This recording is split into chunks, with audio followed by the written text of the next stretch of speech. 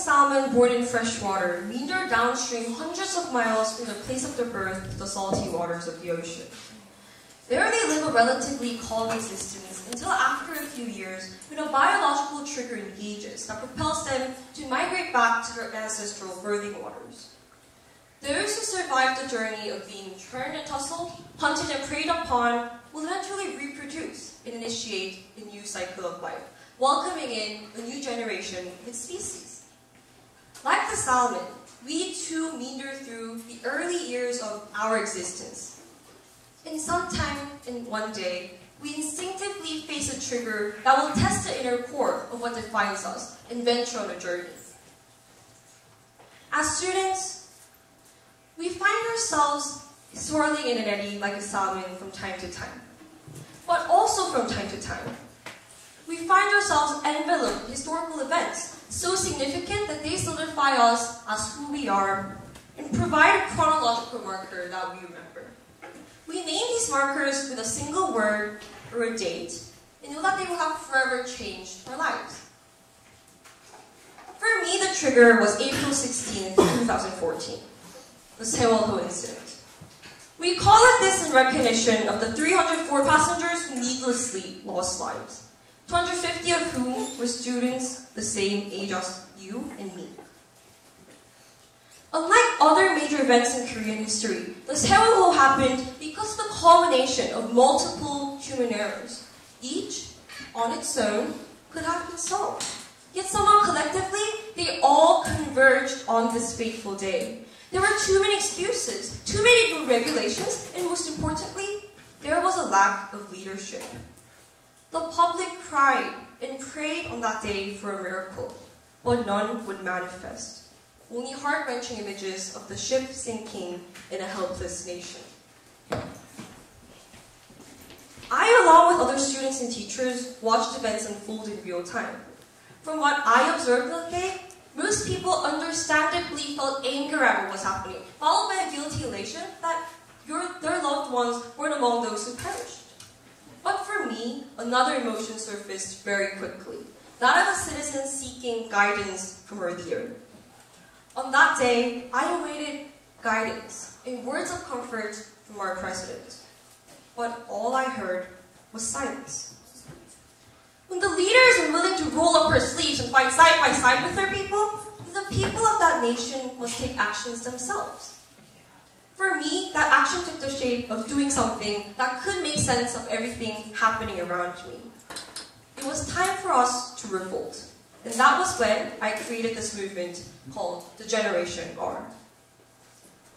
My generation and your generation also came of age, having been cuddled by parents who wanted nothing more than to protect us from the violent pro-democracy clashes of the 1970s and 80s. Yet despite their best efforts to shield us from such hardships, our nation suffered so much loss and eventually impeached our president.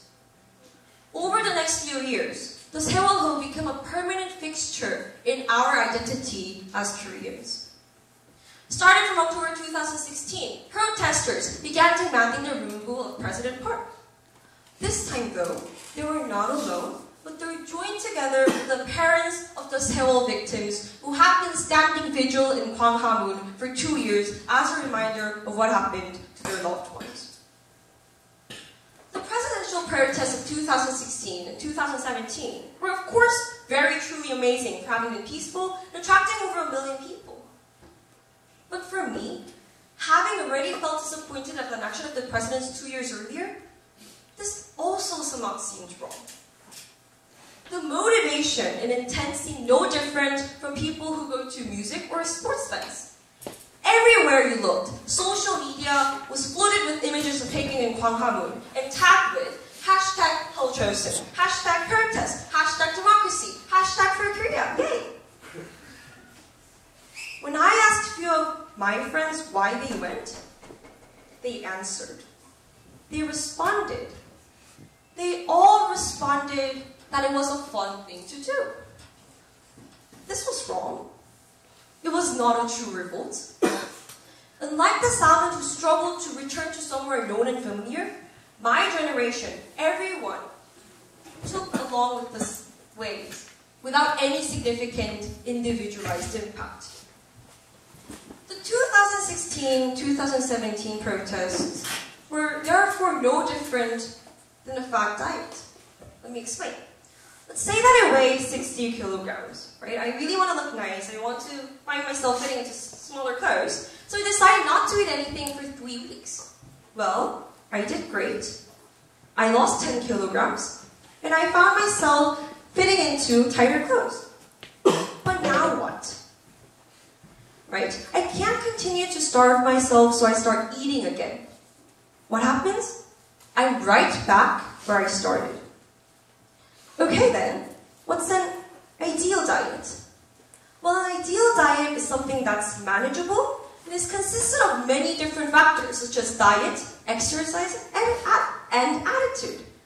So basically, it's a lifestyle change.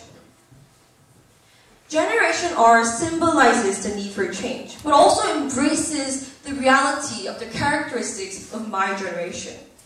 It realizes that people should recognize the consequences of what will ultimately happen to the nation and understand what will also ultimately happen to the nation after disrupting the citizens' lives with the intent on recruiting them to join a movement.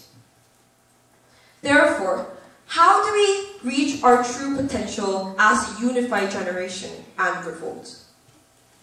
Do we don masks and become full-blown social justice warriors like is happening in the United States and Europe? Or do we cripple down the government and commerce through million people marches and occupations? Or do we make a small sustainable changes that can collectively create a long-term shift in our culture? The first method won't work in Korea because it will be viewed as too extreme. People won't participate. The second method may be effective, but only for a short people.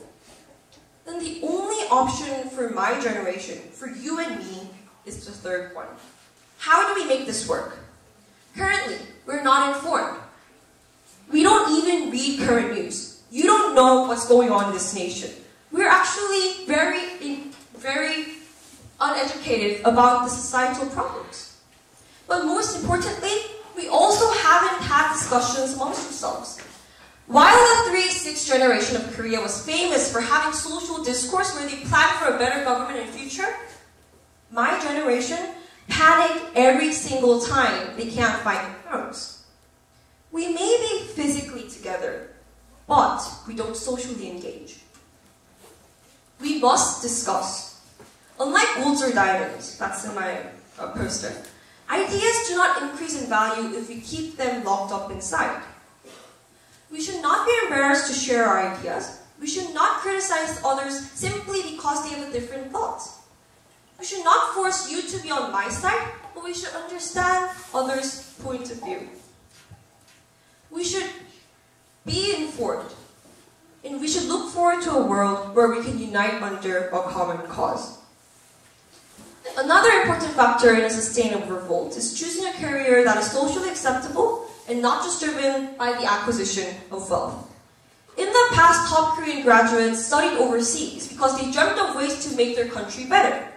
Now, top Korean graduates from MIT, Harvard, and Princeton are recruited to work for tech companies or finance companies whose primary goal is to make their shareholder of their companies richer.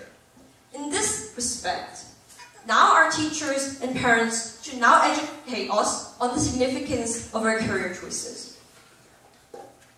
We, like the Salmon, should go against the social norm and be the ones who can really show the difference. We should show by example that protests do not actually have to necessarily lead to hardships, but that they bring about an answer to reverse our path toward a dystopian society. We should go upstream because we want to fight problems. We should go upstream because we want to sincerely seek for solutions.